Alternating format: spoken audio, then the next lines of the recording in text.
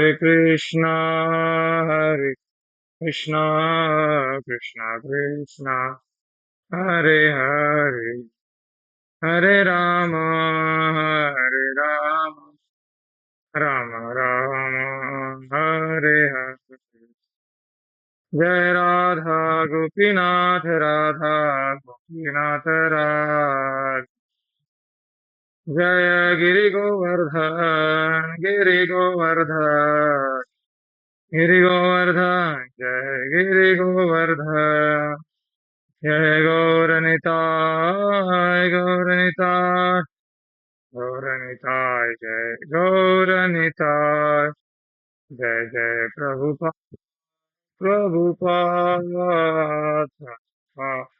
जय जय प्रभुपाद जय गौर हरि बोल हरि बोल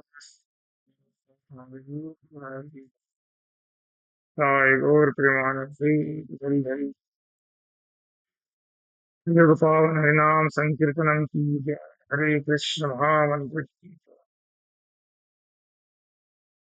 ओम नमो भगवते वासुदेवाय ओम नमो भगवते वासुदेवाय ओम नमो भगवते वासुदेवाय नारायणं नमस्कृत्यं नरं चैव नरोत्तमं देवीं सरस्वतीं व्यासं ततो जयमुदीरये नष्टप्रायेषु भद्रेषु नित्यं भागवत सेवया भगवती उत्तमश्लोके भक्तिर्भवति नैष्टिकी कृष्णाय वासुदेवाय देवकीनन्दनाय च नन्दगोपकुमाराय गोविन्दाय नमो नमः नमः पङ्कजनाभाय नमः पङ्कजमालिने नमः पङ्कजनेत्राय नमस्ते पङ्कजाग्रे स्वस्ति अस्तु विश्वस्य खलप्रसीदताम् ध्यायन्तु भूतानि शिवं यथोदया मनश्च भद्रं भजतादुक्षजे आवेश्यतां नो मतिरप्यहेतुकी हरे कृष्णा। तो हम चर्चा कर रहे थे श्रीमद् भागवतम। सभी उपस्थित भक्तों का हार्दिक स्वागत है। तो श्रीमद् भागवतम प्रथम स्कंद 8वां अध्याय और अध्याय का नाम है कुंती की प्रार्थनाएं और परीक्षित महाराज का उद्धार।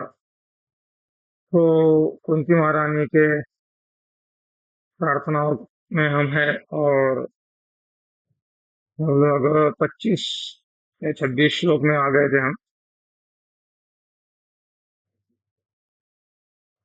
26 श्लोक हो गया था, 27वां भी हो गया था। तो सार रूप में यही है कि कुंती महारानी जो भक्त होता है वो भक्त को सारा ज्ञान हो जाता है। यस्मिन् विज्ञातुम सर्व विज्ञातुम भवन्तु। ऐसा प्रभुपाद जी काफी बार उनके प्रवचनों में कोट करते हैं। यस्मिन् विज्ञातुम, जैसे प्रभुपाद जी कहते हैं कि अगर कोई हाई कोर्ट का जज है या सुप्रीम कोर्ट का जज है, उसको अगर कोई कहे कि क्या आप वकीली जानते हो, वकीली करना, क्या आप 10वीं पास है, आप 12वीं पास हो, तो मजाक की बात हो जाएगी ना। सुप्रीम कोर्ट का जज बन गया मतलब अ, वो सब जानता है तभी उस उधर बैठा है। वैसे भक्ति, भगवान को जिसने जान लिया, वासुदेव सर्वमिति, उसके लिए अभी जानने के लिए कुछ नहीं रह गया। हाँ, तो अभी हमको झलक मात्र है, समझ आई है, लेकिन रियलाइजेशन नहीं। तो हम साधक है, लेकिन प्रभुपाद जी कहते हैं कच्चा आम और पक्का आम, इसके अंतर क्या है? कुछ अंतर नहीं है। कच्चा आम एक दिन पका हो जाएगा। तो कौन सी स्थिति में कच्चा आम पका नहीं, पकता नहीं, सड़ जाता है वो?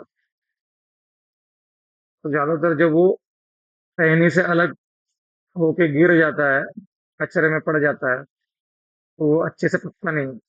लेकिन अगर टहनी से लगा रहा, कच्चा है, और कच्चा आम खाते हैं हम तो अच्छा लगता है ना।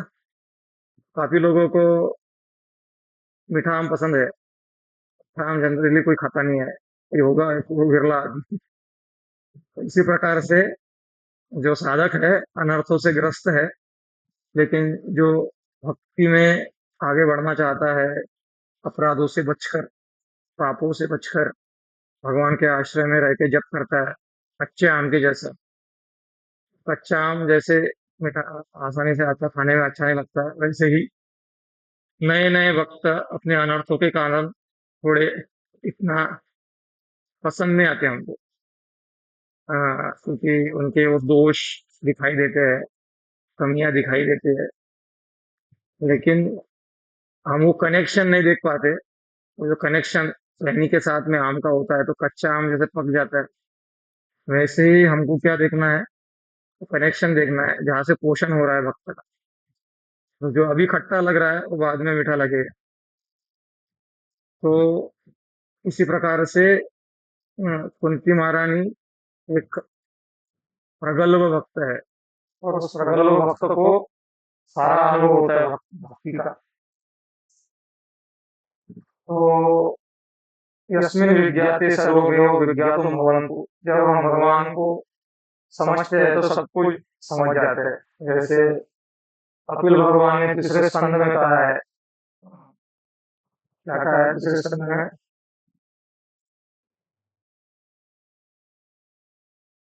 कहा है, अहो बत स्वपचोपि गरीयान् यज्जिह्वाग्रे वर्तते नाम तुभ्यम् ये पुस्तकस्ते जुहुषुष्णुरार्य ब्रह्माणुचुर्नाम गृणन्ति ये के। तो अहो बत स्वपचोपि गरीयान्, तो वो कहते हैं कि कुत्ता खाना वाला वही बड़ा हो जाएगा। सुपचोपि गरियान यज्ञभाग्रे वर्तते नापते पुस्तकस्ते जुहुषुष्णुरार्य। वो व्यक्ति बड़ा हो जाएगा और कुत्ते खाने वाले परिवार से भी है, अगर नाम जापक निष्ठावान नाम जापक बन जाता है वो। तो तेपुस तपस्ते, तपस्या उसने कर लिया है, दान पुण्य यज्ञ कर लिया है, सादा सारा जप कर लिया है, तब जाके उसके मुख से नाम निकल रहा है। तुलसी जाके मुख से होके निकसत राम, ताके पग की पदतली मुके तन की चाम, ऐसा कहा गया है। तो जिसके मुख से, धोखे से नाम राम निकलता है, धोखे मुख सताराम, धोखे से भी जिसके मुख से राम निकलता है, वो एक महान पूजनीय भक्त बन जाता है। इसका मतलब ये नहीं है कि हम आपकी अपनी आपकी पूजा करवाने लगे। उद्देश्य यहाँ बताने का ये है कि नाम जापक कृपा के मार्ग को अपनाया है। बाकी जो मार्ग है वो क्या है, प्रयासों के मार्ग है। तो इसमें भी प्रयास होते हैं भक्ति में, लेकिन यहाँ पर ज्यादा कृपा प्रदान होती है इस मार्ग में। तो कुंती महारानी इसीलिए क्या कर रही है, प्रार्थना ही कर रही है। तो आज भक्ति विनोद ठाकुर जी का तिरुभाव दिन है। तो उनके जीवन में हम देखते हैं बचपन से लेकर अंत तक उन्होंने प्रार्थना ही प्रार्थना किया है। प्रभुपाद जी को भी एक बार प्रभुपाद जी ने एक प्रवचन में कहा कि I can kick Maya with my book. एक बार ऐसे प्रवचन में उन्होंने कहा तो माया बहुत कठिन है। माया मतलब जो हमको भगवान से विमुख करती है, इसको माया कहते हैं। माया किसी एक वस्तु और व्यक्ति का नाम नहीं है। हो सकता है संसार में किसी नाम रखा होगा किसी ने, तो माया मतलब जो चीज हमको भगवान की याद भुला दे, वही माया है हमारे लिए। किसी के लिए पैसा माया है, किसी के लिए वस्तु माया है, व्यक्ति माया है, जो भी है, तो अपना अपना weakness है। तो जो भगवान को हमको भुला दे, वही माया है। तो प्रभुपाद जी ने एक प्रवचन में कहा कि आख्यानचित माया विथ माय बुद्ध। थोड़ी देर बाद वो भगवान के सामने जाते हैं, प्रणाम करते हैं, भगवान से प्रार्थना करते हैं कि हे भगवान, कृपा करके मुझे आपकी माया से बचाइए। भक्तों ने दोनों ही चीजें सुनी, तो उधर ही था, पास में ही था वो। प्रभुपाद जी क्या, ये क्या मैं समझ नहीं पा रहा। लेक्चर में तो बड़ा कॉन्फिडेंस से बोल रहे थे कि माया को तो मैं ऐसा ही ऐसा ही लात मार दूंगा। और इधर तो बड़ा अपने एकदम दैन्य भाव आ गया, भगवान के सामने बोल रहे हैं, भगवान बचाओ माया से। भगवान ने बोला उसमें क्या है, समझने में मुश्किल नहीं है। क्योंकि मैं भगवान से प्रार्थना कर रहा हूँ, हे भगवान मुझे माया से बचाइए, इसीलिए मैं कॉन्फिडेंस के साथ में कह रहा हूँ। तो हमारा बल क्या है? हमारा बल प्रभु की कृपा है। हाँ, हमारा अपना कुछ ऐसा बल नहीं है, सब कुछ भगवान की कृपा से। जब हम धारण करते हैं, भगवान से कृपा से ही संतगण भी दहाड़ते हैं माया के सामने, तो वो भगवान की कृपा के बल से दहाड़ते हैं। इसलिए भक्तिविनोद ठाकुर ने बहुत सारे वैष्णव गीत लिखे हैं, जैसे गुरुदेव कृपा बिंदु दिया, करो ये दासे तृणापेक्षा कीना, सकल सहाने बल दिया करो, निज माने स्पृहाहीना। सकल सहाने बल दिया करो, तो सब कुछ सहने की शक्ति मुझे दो, है। तो ये प्रार्थना कर रहे हो, तो ये भक्ति का अविभाज्य अंग है। बाकी मार्गों में, तपस्या योग में, ध्यान में, उसमें पूरा अपना प्रयास लगाना होता है। यहाँ पे निर्भरता व्यक्त करना होता है भगवान के ऊपर। कृपा बिंदु, गुरु से कृपा मांगना होता है, वैष्णव से कृपा मांगना होता है, भगवान से कृपा मांगना होता है, प्रार्थना करना होता है।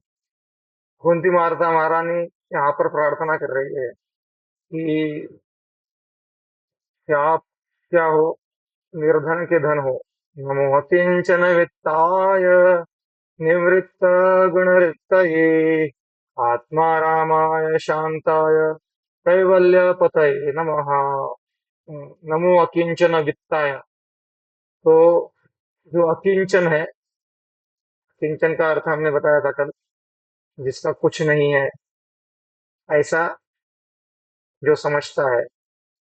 हाँ, और जिसका कुछ नहीं है, ऐसा नहीं है, जिसका जिसके पास में कुछ नहीं है वो अकिंचन नहीं है, वो तो अभाव में जीता है।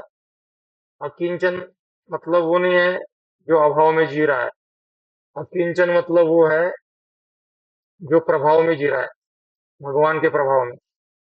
जिसके जीवन में भगवान का प्रभाव है, वो अकिंचन है।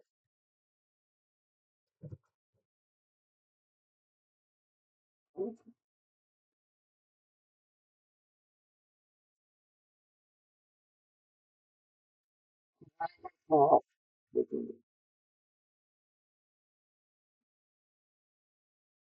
हरे कृष्णा कृष्णा कृष्णा हरे हरे, हरे राम राम राम हरे हरे, हरे कृष्णा कृष्ण कृष्ण हरे हरे, हरे राम राम राम हरे हरे, हरे कृष्णा कृष्णा कृष्णा हरे हरे, हरे राम राम राम हरे हरे।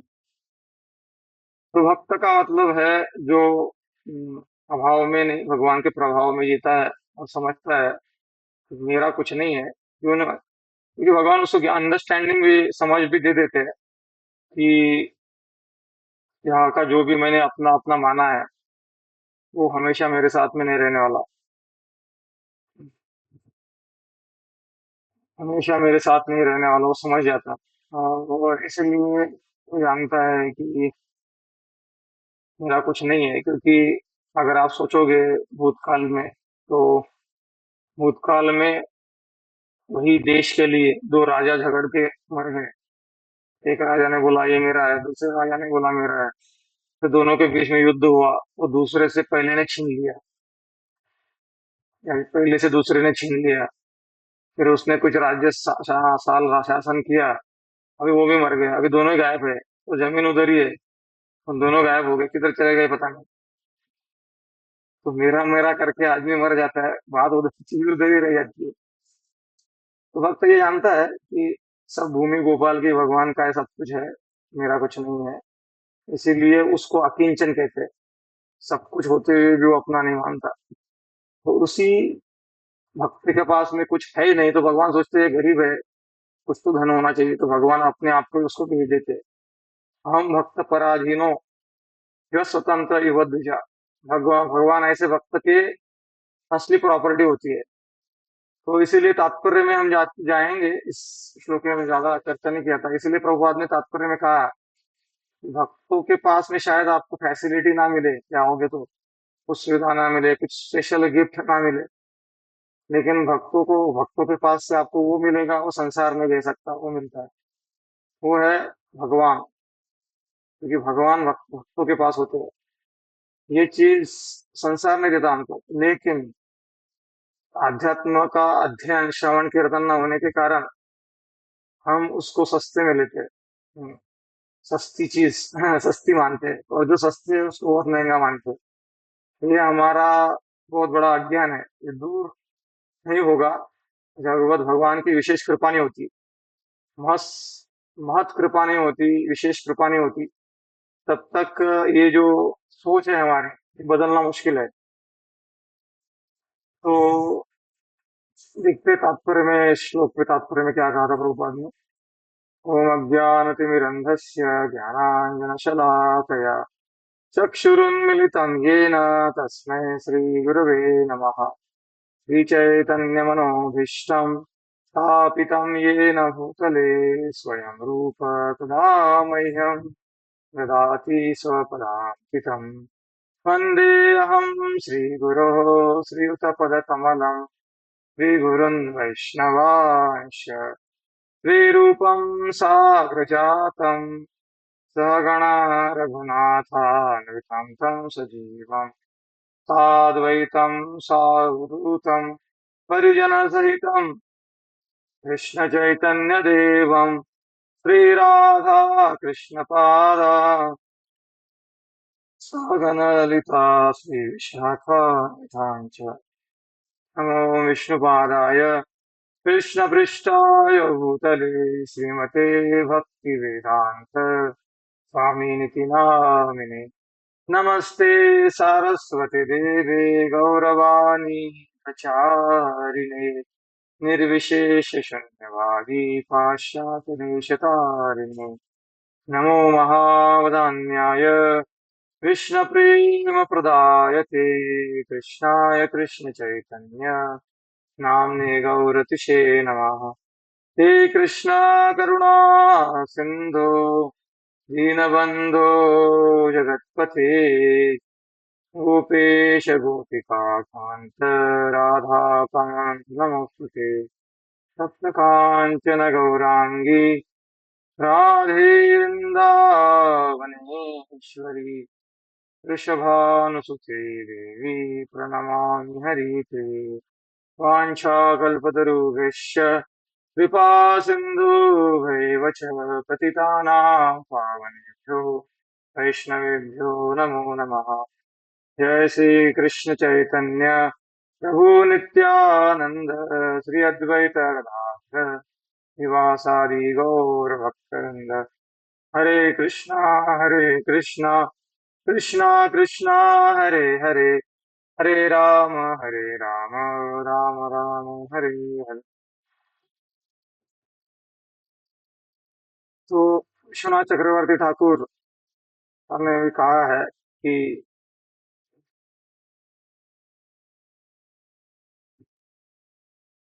जिसका कोई नहीं है, जिन्होंने भगवान को ही अपनी संपत्ति मान रखा है, उनके हृदय में प्रेम वास करता है भगवान के लिए। तो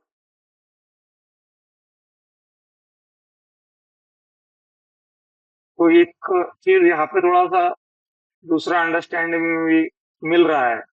एक तो मैं आपको बता रहा था कि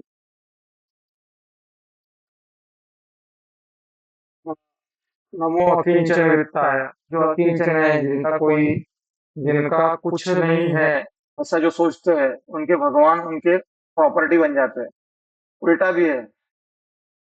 नमो अकिंचन वित्ताय, भगवान की प्रॉपर्टी कौन है? भगवान की प्रॉपर्टी अकिंचन लोग है। वास्तविक भगवान जिनको प्रॉपर्टी मानते हैं, वो ऐसे भक्तों को वो भगवान प्रॉपर्टी मानते हैं अपनी। यह मेरी प्रॉपर्टी है। तो जैसे अपनी प्रॉपर्टी को हम कैसे संभाल के रखते हैं, सोना है आपका या फिर प्लॉट है, इसको बाउंड्री फेंसिंग बना के रखते हैं, फिर सोना है अच्छे से तिजोरी में रखते हैं, संभाल के रखते हैं ना। वैसे ही किंचन भगवान की प्रॉपर्टी, ऐसा विश्वनाथ चक्रवर्ती ठाकुर ने कहा है।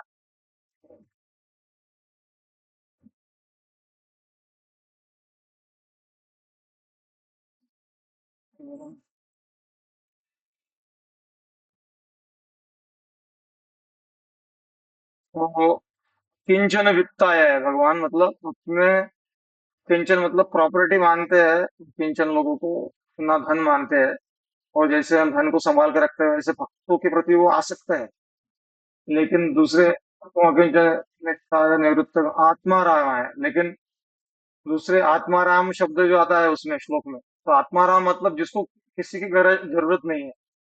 तो बाकी जो लोग है उनकी भगवान ज्यादा गरज है ऐसा लगता नहीं उनको। हम्म,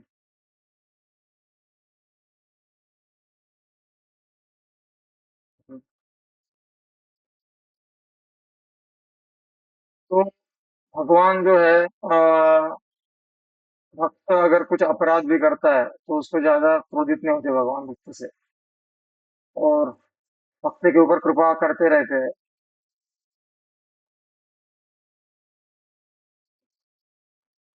क्यों कृपा करते भगवान भक्तों के ऊपर ज्यादा? विश्वनाथ चक्रवर्ती ठाकुर कहते हैं क्योंकि उनका इंटरेस्ट घर लौटने का है वापस।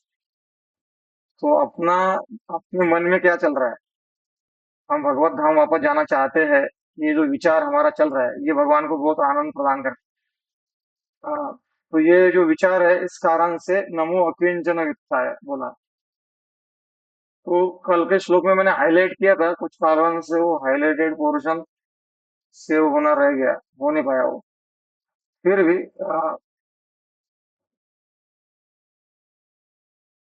वहाँ पे प्रभुपाद जी ने एक कंसेप्ट बताया था, तात्पर्य के पहले इस तात्पर्य को पूरा पढ़ लिया था हमने। एक कंसेप्ट प्रभुपाद जी ने बताया कि वास्तव में जीव कुछ त्याग नहीं सकता। क्योंकि अगर वो त्याग देगा तो खाली हो जाएगा वो।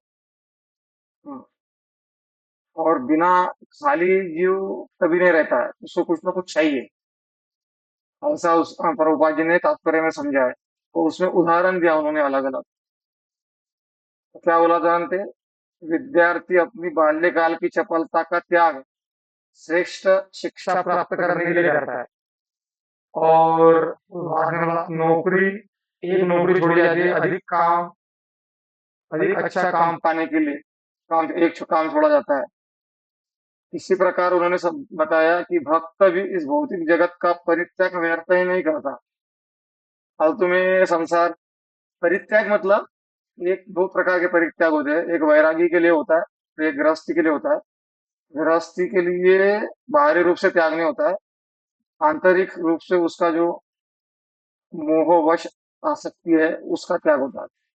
कर्तव्य का निर्वाह होते ही रहता है उसमें। तो इसी प्रकार एक भक्त भी भौतिक जगत का परित्याग व्यर्थ नहीं करता, अपितु कुछ असली आध्यात्मिक उपलब्धि के लिए करता है।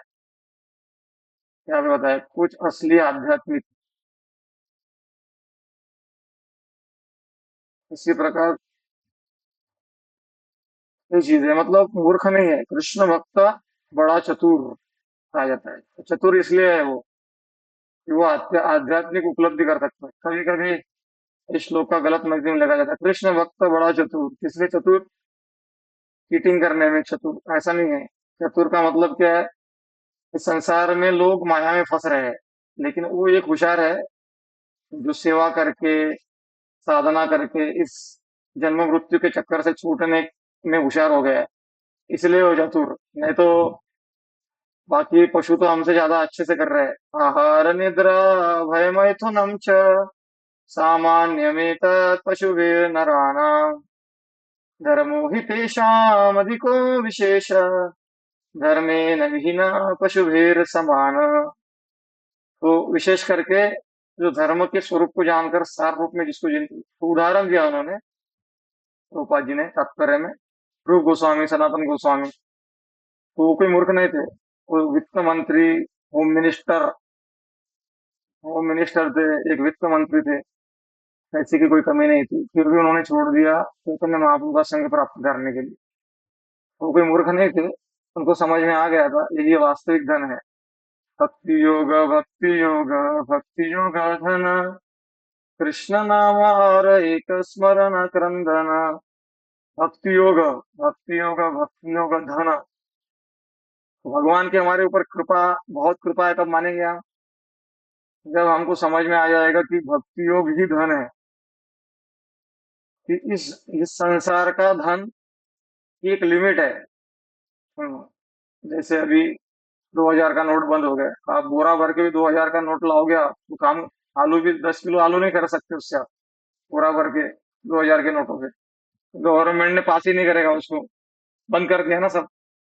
कोई वैल्यू है क्या? तो वो एक टाइम के बाद में वो चेंज हो, ये हो जाता है। या फिर यहाँ का रुपया उधर अमेरिका ले जाओगे तो जब तक कन्वर्ट नहीं करोगे उसको, तब तक वो काम नहीं आएगा। भक्ति हो, या फिर पैसा बहुत है आपके पास में, लेकिन डॉक्टर बोलता है दवा हो गया अभी दुआ करो, तो वो पैसा काम में आएगा क्या? नहीं। लेकिन भक्ति योग जो धन है, वो क्या करता है? योगक्षेमो महामहिम करता है। जैसे इंजन के पीछे डब्बे आते हैं, डब्बों के पीछे इंजन आता है क्या? आता है। आता है, लेकिन वो सब बैक वाला रहता है, सपोर्ट वाला। उदाहरण इसलिए दिया जा रहा है कि इंजन डब्बों को खींचता है। इसी प्रकार से हमारी जो धारणा है, अरे पैसा कमाएंगे नहीं, ये नहीं करेंगे, वो करो, वो प्रॉब्लम नहीं, भक्ति कैसे करेंगे, ये जो धारणा है उसके ऊपर बहुत हैमर किया है प्रभुपाद ने तात्पर्य में। ये अच्छे अच्छे भक्तों का धारणा बनी रहती है कि पैसे नहीं कमाएंगे, नहीं कराएंगे, कमाएंगे तो भक्ति कैसे होगा? हमने देखा है पैसा नहीं होता तो भक्ति नहीं होती, ऐसा नहीं होता, वैसा नहीं होता। तो ये कुछ हद तक सही है, लेकिन आप उसको मतलब माला से ज्यादा महत्व देना चालू कर दोगे कि माला वाला अभी साइड में रखो, 2 4 साल 5 साल, पैसे पहले पैसे कमा लेंगे, माला बाद में करेंगे, ऐसा सोच के अगर आप ज्यादा इतना ही ज्यादा महत्व देने लगे, जैसे मतलब इसका मतलब ये होगा है कि हम अपने लाइफ को खुद ही मोल्ड करना चाह रहे हैं। पैसे तो कमाना ही है, लेकिन जानना है कि कृष्ण भावना भावित कर्म करने के लिए कृष्ण चेतना भी आवश्यकता होती है, कृष्ण चेतना की। अगर साधना नहीं होगी, कुछ जप नहीं होगा, कृष्ण चेतना नहीं होगी, तो वही जो धन कमाया है हमने, वही हमको पाप करने के लिए प्रेरित करेगा। अगर हमने साधना किया है, प्रॉपर साधना कर रहे हैं हम साइड साइड, और अपने कर्तव्यों को कर रहे हैं, धन कमा रहे हैं, कोई प्रॉब्लम नहीं, तो हमको ऐसी बुद्धि आएगी कि हम सतमार्ग में उसको इन्वेस्ट करेंगे। लेकिन हम बोल रहे हैं कि 10 साल बाद अच्छी भक्ति करेंगे, अभी 10 साल कमा लेते हैं, तो 10 साल कमाते कमाते आपका जो लॉन्गिंग का होगा पता नहीं चलेगा, वहां से फिर भक्ति चालू करने की चालू होंगी कि नहीं बता नहीं सकते। इसलिए ये रिस्क नहीं लेने का भक्ति को पोस्टपोन करने का। ये कलयुग, इसलिए कलयुग कहा है। कलयुग मतलब क्या है? भक्ति कल करेंगे, इसका नाम है कलयुग। और पैसा आज कमाएंगे, इंद्र भक्ति आज करेंगे। तो ये कलयुग है। ये कलयुग अपने को वैसे विचार प्रदान करता है। तो जो संसार में जो करते हुए निर्वाह कर रहे हैं हम, वो करें, लेकिन उसमें से कुछ एक क्वालिटी टाइम निकाल कर भगवान के नाम को जीवन में समय, नाम के लिए, कथा के लिए समय निकाले। वो बहुत आवश्यक है। नहीं तो क्या होता है कि we can not teach old dog new tricks, वो कहावत है। वो पुराना कुत्ता होता है ना, उसको शेक हैंड दो, टॉमी टॉमी शेक हैंड दो, ऐसा बोलते हैं। वो बोलता है मेरे को जवानी में क्यों नहीं सिखाया तुमने, अभी बूढ़ा हो गया कहाँ से शेक हैंड देने। तो प्रभुपाद जी का कहा था। इसी प्रकार से अगर हमारा उम्र बीत गए, पैसा ये वो, इसमें कृष्ण भावना का लेश नहीं रहा, समय नहीं निकाला हमने, तो बाद में असंभव तो नहीं है, बहुत रेयर होता है, बहुत मुश्किल होता है टर्न होना भक्ति में। क्योंकि इंद्रिय विषय सुख के आदि हो जाते हैं, तो उसको भक्ति सुख में लाना बहुत मुश्किल हो जाता है। असंभव तो नहीं है, लेकिन बहुत मुश्किल होता है। इसीलिए जो भक्त होते हैं वो शुरुआत से ही, जैसे रूप गोस्वामी, सनातन गोस्वामी के बारे में प्रभुपाद जी ने कहा कि उन्होंने उच्च चीज के लिए आगे तात्पर्य में कहा था कि भक्तगण सामान्य रूप से संपत्तिहीन होते हैं, लेकिन भगवान के चरण कमल उनके गुह्यतम कोषागार है। तो ये सनातन गोस्वामी का उदाहरण दिया था उन्होंने कि कभी कभी सामान्यतः वित्तहीन होते हैं। ये प्रश्न उन्होंने पूछा था युधिष्ठिर महाराज ने श्रीमद् भागवतम में कि मैंने देखा है शिव जी के भक्तों के पास में तो पैसा बहुत होता है और हरि के भक्तों के पास में थोड़ा कम होता है। ऐसा क्यों है? क्योंकि हरि के भक्त भगवान से पैसा ज्यादा मांगते नहीं, इसलिए कम होता है, क्योंकि उनको भगवान चाहिए, पैसा ज्यादा नहीं चाहिए। और शिव जी के भक्तों, वो निष्कपट भक्तों को साइड में रख दिया। शिव जी के भी भक्तों में भी दो कैटेगरी है, एक सकपट भक्त है, एक निष्कपट भक्त है। तो निष्कपट भक्तों का अपग्रेडेशन कर देते हैं शिव जी। जैसे नरसिंह मेहता शिव जी के भक्त थे, उनका अपग्रेडेशन हो गया कृष्ण भक्ति में। और एक सकपट रह जाए, वो भगवान भोलेनाथ, आशुतोष। आशु मतलब तुरंत जो इच्छा पूरी कर देते हैं उनको आशुतोष कहते हैं। तो उनकी इच्छा पूरा करके शिव जी अपने भजन में लग जाते हैं। वो कपट वाले भक्त है, सकपट मतलब देवता के रूप में भगवान के शिव जी के संपर्क में आते हैं। तो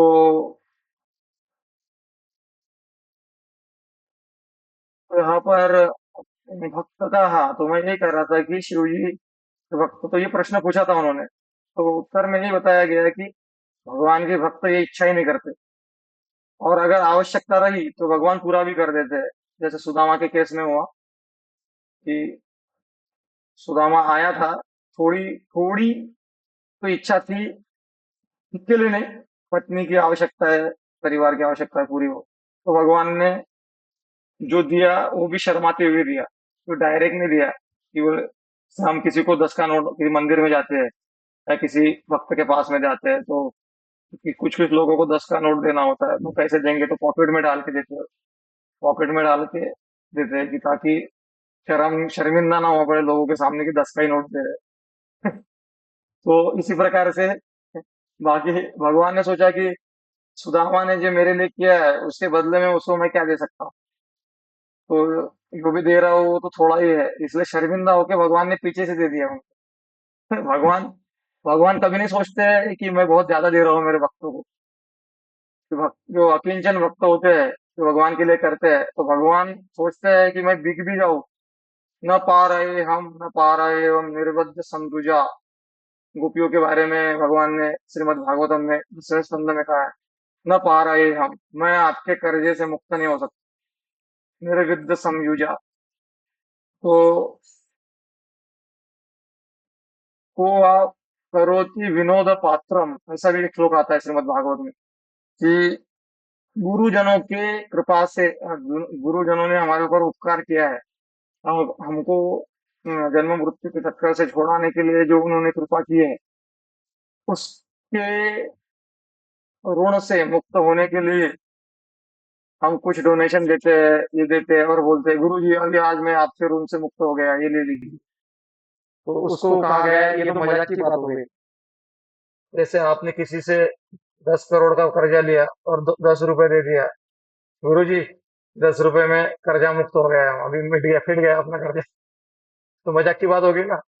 ऐसे ही गुरुजी ने जो हमारे ऊपर उपकार किए है उसके बदले में जो भी हम करते रहते हैं, वो क्या हो गया है एक मजा, और वो बदले में जो करते हैं सोचते हैं अभी गुरु के उपकार से हम मुक्त हो गए, तो ये मजाक की बात हो गई। गुरु के या संत जनों के उपकारों से हमारी मुक्ति कभी नहीं हो सकती।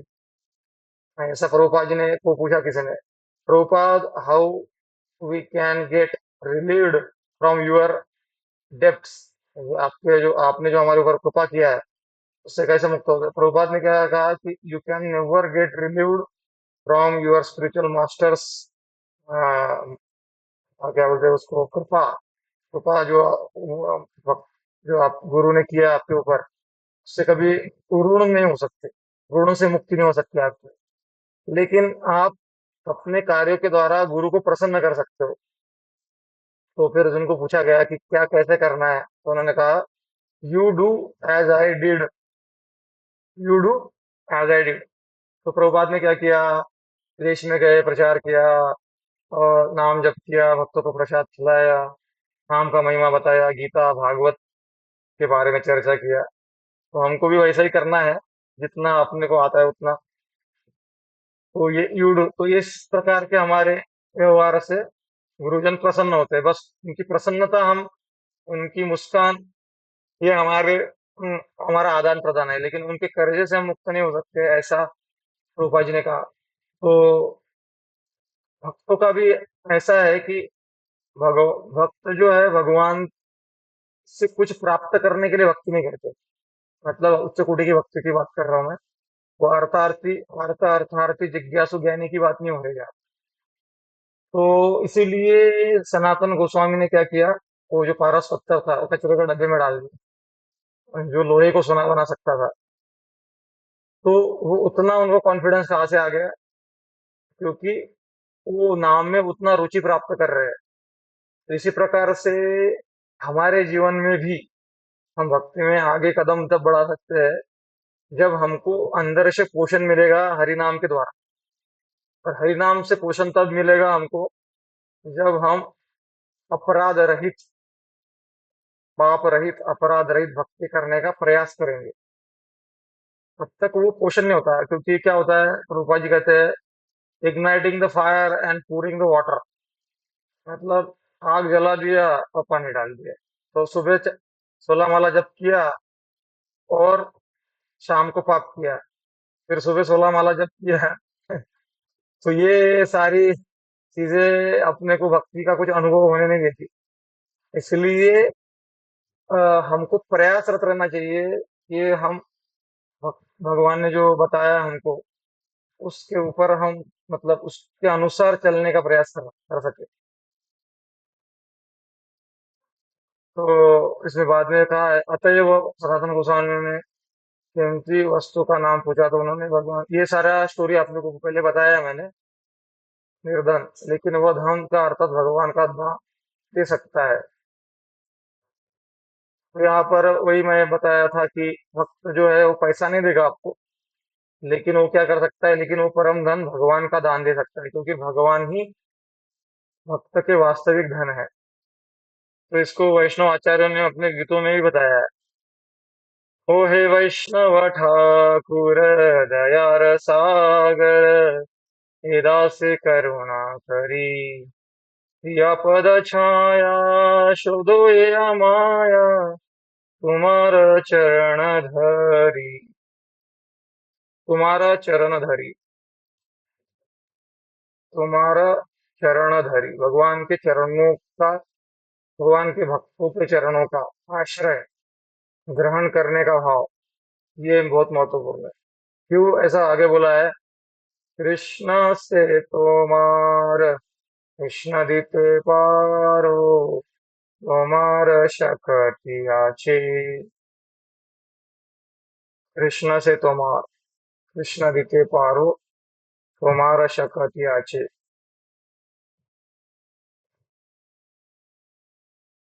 तो कृष्ण से तोमार, कृष्ण मतलब आपके कृष्ण है, और आप कृष्ण को आप ही दे सकते हो, और आपकी शक्ति है इसमें। आपकी इसमें क्या है, शक्ति है, वो एक वैष्णव गीत में कहा गया है। तो हमको भी समझना है कि भक्त हमको क्या दे सकते हैं, कृष्ण को दे सकते हैं।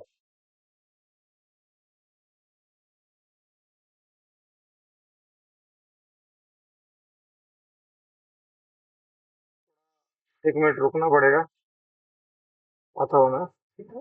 हरे कृष्णा कृष्णा कृष्णा हरे हरे, हरे राम राम राम हरे।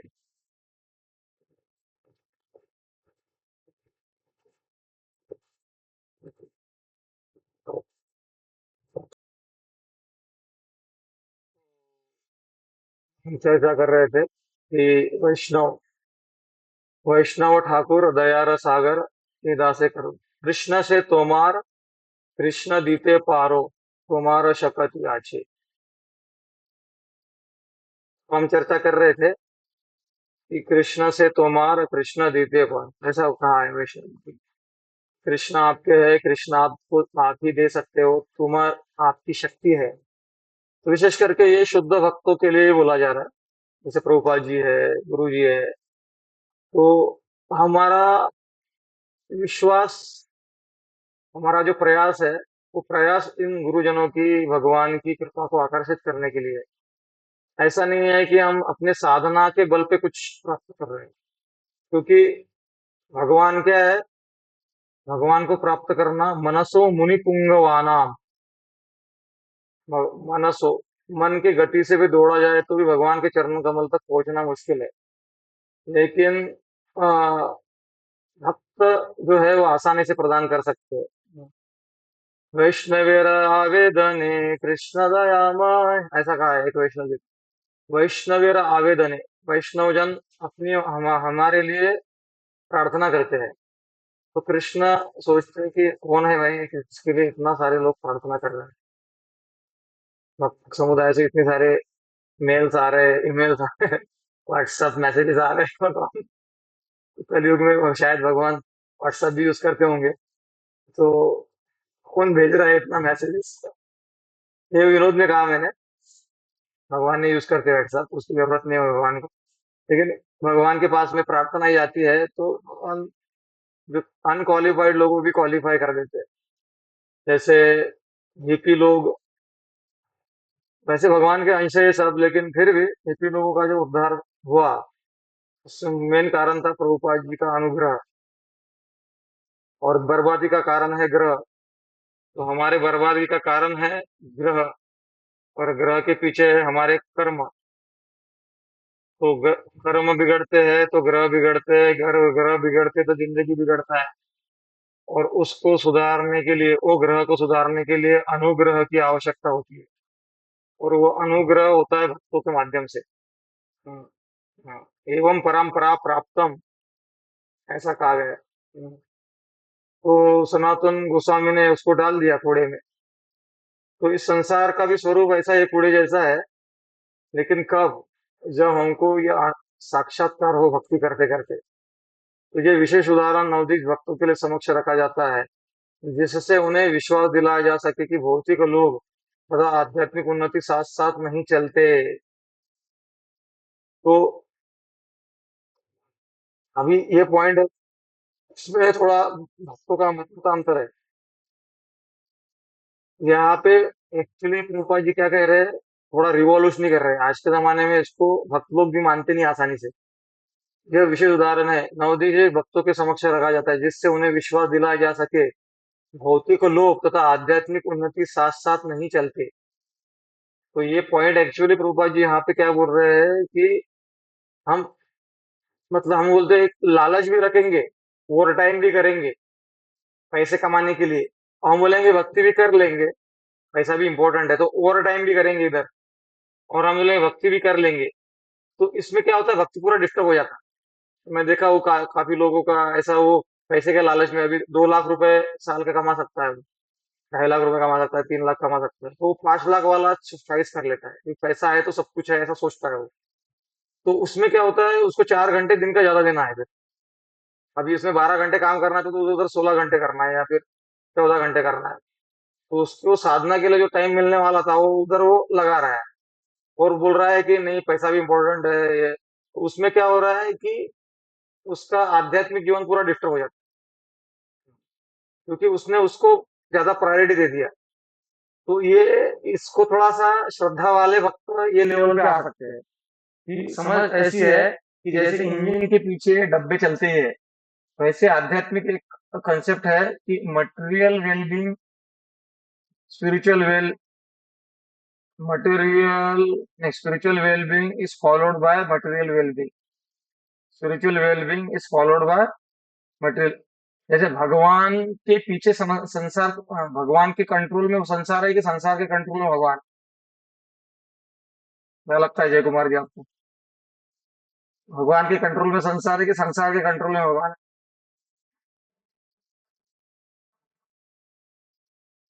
वीडियो पॉज हो गया क्या इनका? हाँ, ठीक है। तो हरे कृष्णा। हाँ, आपको क्या हरे लगता कृष्णा। है जय कुमार जी? भगवान कंट्रोल है प्रभु जी। भगवान के कंट्रोल में है ना। इसी अरे प्रकार से हाँ भगवान जी। संसार, हमारा संसार अच्छा हो जाएगा, पैसा आ जाएगा तो भक्ति अच्छी से होगी। ये एक कंसेप्ट है। भक्ति अच्छे से करेंगे तो संसार अच्छा हो जाएगा, ये दूसरा कंसेप्ट है। तो जो श्रद्धावान होते हैं, नाम जप के द्वारा विशेष कृपा पात्र होते हैं, उनका विश्वास जागरूक हो जाता है कि भक्ति अच्छी होगी तो संसार भी अच्छा हो जाएगा। अगर हमने संसार ज्यादा अच्छा करने का प्रयास किया तो फिर संसार भी काम का नहीं रहेगा और आध्यात्म तो होगा ही होगा नहीं। मतलब ये करना नहीं है ऐसा नहीं बोल रहा हूं मैं, एग्जैक्टली मैं ये बता रहा हूँ कि उसका महत्व समझना है कि जैसे एक साधु के पास में कोई व्यक्ति गया, वो गया कि साधु जी आप इतने महान भक्त हो, ये हो, तो आप क्या करो, मेरी बेटी की शादी करा दो, हो नहीं रही है। तो बोले ठीक है, आशीर्वाद है, हो जाएगी। और मेरा मेरी लड़की की शादी में हो रही है, लड़की ठीक है, आशीर्वाद है। फिर अपना वो प्रॉपर्टी का डील में हो रहा है, वो ठीक है, हो जाए। दो चार आशीर्वाद ले लिए, बाद में क्या बोले, अभी और एक आशीर्वाद और दे दो, शुद्ध भक्ति का आशीर्वाद दे दो, शुद्ध भक्ति में मिल जाए। बोले भाग यहाँ से, गुस्सा आ गया साधु को। और क्यों ऐसा कर रहे? अरे बोले, ये जो शुद्ध भक्ति की जो बात है, ये पहले मांगनी चाहिए, लास्ट में मांग। पहले ये मांगता तो बाकी सारी चीजें अपने आप आ जाती थी, उसके मांगने की जरूरत नहीं थी। अभी ये मांग लिया तो वो अभी नहीं मिलेगा, वो अगले जन्म में मिलेगा। अभी ये ले लो आप। तो इसी प्रकार से भक्ति में क्या है कि भगवान को क्या है कि सुखम इंद्रिय का ये शास्त्र ऐसा है कि हमारे हमको हम क्या है, प्रैक्टिकल वाले लोग हैं। प्रैक्टिकल में अपने को फिलोसॉफी ज्यादा फिट नहीं बैठती। हमको लगता है ये शास्त्र वास्त्र अपनी जगह है, लेकिन शास्त्र क्या कहता है? सुखम महेंद्रिय काम क्या प्रहलाद महाराज अपने असुर बालक मित्रों को, जो एक सहपाठी थे, उनको समझा रहे हैं। सुखम महेंद्रिय काम त्या देह योगी न देहिना सर्वत्र लभ्यते दैवात यथा दुखम यत्नतः। वो कह रहे हैं कि हे दैत्य पुत्रों, तुम ये क्या पढ़ाई कर रहे हो पैसा कमाने के लिए? आपको इसका मतलब ये नहीं कि हमको पढ़ाई नहीं करना, लेकिन वो उनको बता रहे हैं तुम आध्यात्मिक ज्ञान अर्जित करो। क्योंकि जिसके लिए आप प्राप्त कर रहे हो सुखम इंद्रिय, इंद्रियों के सुख के लिए, देह योगी ना, देह जैसा मिलता है वैसा वो सुख अपने को तैयार रहता है वो। जैसे हमारा जन्म होता है, जन्म भरा देते बराबर माँ के जो शरीर में है, दूध अपने को उपलब्ध हो जाता है, भगवान व्यवस्था कर देता है बराबर। तो हमने कोई फैक्ट्री में जाके थोड़ी तैयार करते हैं, अपने आप आ जाता है ना, भगवान की व्यवस्था है। और बाकी जो जानवर है उसका खाने की व्यवस्था बराबर भगवान, सुखम इंद्रिय का आहार निद्रा भय और मैथुन, सारी प्राणियों की व्यवस्था है और ऑटोमेटिक है सिस्टम में। सर्वत्र लभ्यते दैवात, सब सर्वत्र मतलब हर जगह आप देखोगे तो आपको दिखेगा व्यवस्था है, इधर खाने पीने की व्यवस्था करके रखी है भगवान। लेकिन माया के प्रभाव से हमको क्या लगता है, हमारे खाने पीने की व्यवस्था हम नहीं करेंगे तो कौन करेगा? तो इतना महत्वपूर्ण वो करना चाहिए, क्योंकि मनुष्य जीवन में प्रयास के लिए बोला गया है। लेकिन इतना महत्वपूर्ण बना देते हैं हम कि भजन करने के लिए टाइम नहीं है, भोजन करने के लिए टाइम है, लेकिन जप करने के लिए टाइम नहीं है। जप करने के लिए टाइम नहीं है, शास्त्र अध्ययन करने के लिए टाइम नहीं है, बाकी सारी चीजों के लिए हमारे पास दुनिया भर का टाइम। तो यही इसी को कहते हैं माया।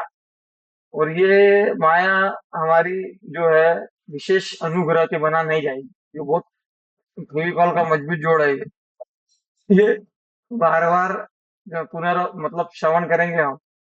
हाँ, सतत श्रवण करेंगे, सतत जप करेंगे, धीरे धीरे लाइट जो बूझ चुका है हमारा अंतर्दृष्टि का, वो जागरूक होगा, वो समझ में आने लगेगा। एकदम से समझ में नहीं आता।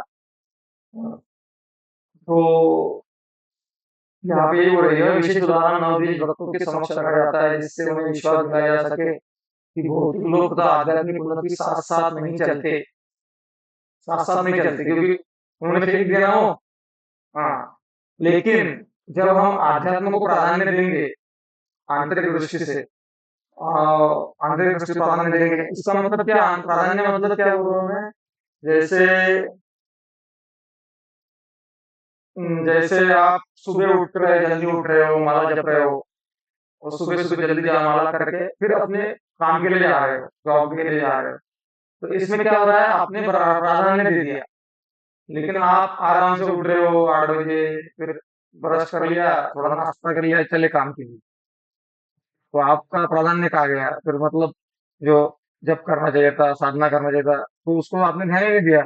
और वो कर लेंगे, मतलब क्या है कि हम्म, मैंने पिछले बार भी बोलता आया था कि एक कंसेप्ट कि एक कंसेप्ट ये है कि spiritual life is a part of my material life. हाँ, spiritual life is a part of my material life, मतलब मेरे भौतिक जीवन का ये आध्यात्मिक जीवन एक हिस्सा है। ये एक तरीका है। और दूसरा, मेरे आध्यात्मिक जीवन का भौतिक जीवन एक हिस्सा है। मतलब मुझे ड्यूटी करना है, मुझे कर्तव्य करना है, मुझे पैसा कमाना है, ये करना है, वो करना है। लेकिन ये सारा किसका हिस्सा है? मेरे आध्यात्मिक जीवन का हिस्सा है। तो ये शिफ्ट से वो शिफ्ट में आना है, इसको कहते हैं भक्ति। अभी ये क्या है, धार्मिकता हो गई कि मेरा पूरा जीवन भौतिक है, इसलिए लेकिन थोड़ा अगरबत्ती 2 मिनट दिखा दिया, इसको जिसका पावर है वो खींच लो, ऐसा अगरबत्ती दिखा दिया, अपने को कुछ लेना देना नहीं। कौन महान है कौन लहान है, सबका सम्मान है। वो ऐसा बोल देते, डायलॉग मार देते लोग। लेकिन वैसा नहीं। तो ये हो गया, ये धार्मिकता हो गया केवल। उसमें थोड़ा पुण्य मिलता है। भक्ति मतलब पूरा जीवन ही हमारा भक्ति का है। और उसमें हम कुछ भौतिक कार्यकलाप करते हैं, क्योंकि वो आवश्यकता है, हमारे आचरण के अनुसार वो हमारा कर्तव्य है, वो करते हैं। लेकिन उद्देश्य हमारा पूरा आध्यात्मिक है। तो ये समझ तक हमको आना है। हाँ, ये आता नहीं है तुरंत, अभी नहीं आता, आता ही नहीं है। जब हमारा जप होगा, निष्ठा बढ़ेगा हृदय से, तब ये आता है। अभी नहीं आता। अभी तो भैया है, बाप बड़ा ना भैया, सबसे बड़ा रुपया वाला ही चीज है। और रहता ही है। हाँ। तो जब तक कोई व्यक्ति हर वस्तु को भगवान के साथ आध्यात्मिक रूप से संपत्ति नहीं दिखता, तब तक उसे आत्म पदार्थ में निरंतर दिखता है। गुरु ने ये उदाहरण यहाँ में लोगों के लिए प्रस्तुत किया है, क्योंकि हमें ऐसी आध्यात्मिक दृष्टि नहीं है, यद्यपि वे स्वयं प्रत्येक वस्तु को आध्यात्मिक रूप में देखने वाले थे। तो क्या है कि जैसे कोई अंधा है, तो अंधा व्यक्ति है, तो उसका कर्तव्य क्या है? जो देख पाता है उसका हाथ पकड़ ले और आगे चले। वैसे ही हमको हमको पहले ये स्वीकार करना, यहाँ तक आना पड़ेगा कि अ, हमको इस मायावी जगत के निकालने के लिए हमको दृष्टि नहीं है। तो हम गुरुजन जो जो बता रहे हैं, हम वो करने के लिए तैयार हैं।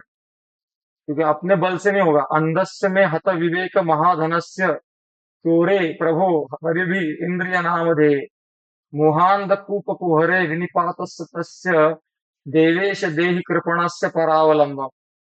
कुलशेखर अल्वाल जी अपने मुकुंद माला स्तोत्र में कहते हैं कि मैं अंधा हूँ। मैं अंधा हूँ और विवेक तो नाम की चीज है ही नहीं मेरे अंदर। हम्म। इसीलिए कृष्णदास कविराज गोस्वामी चैतन्य चरितामृत में कहते हैं कि अंधस्य में हम्म, दुर्गम पथि में अंधस्य पादस्थल पतेर्मुहु स्वकृपा यष्टि दानेन संत संतु अवलंबनम। हाँ, वो कहते हैं कि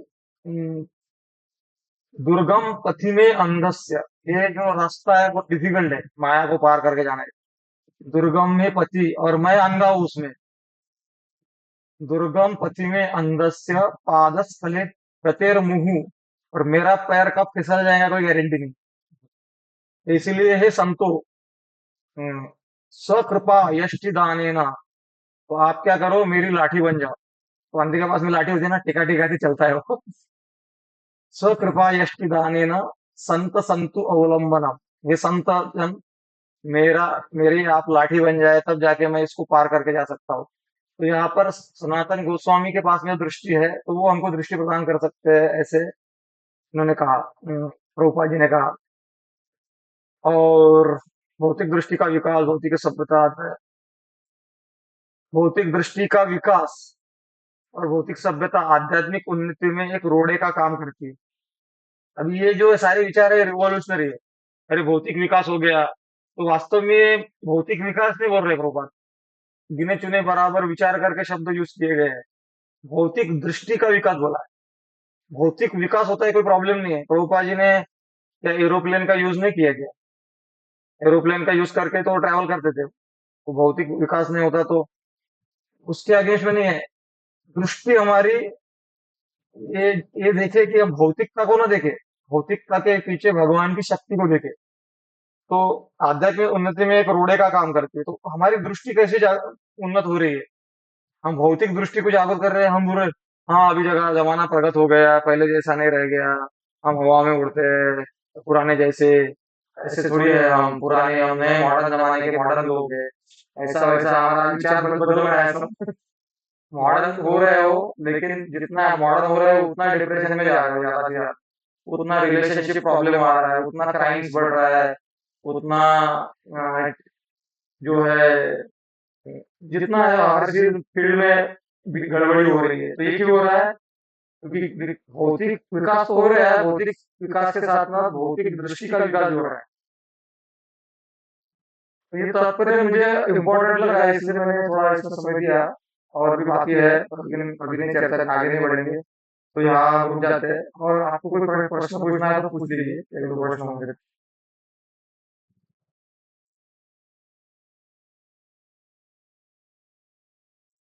समझ में आ गया? ये कुमार जी, सुंदर नारायण प्रभु छुट्टी थी क्या आज?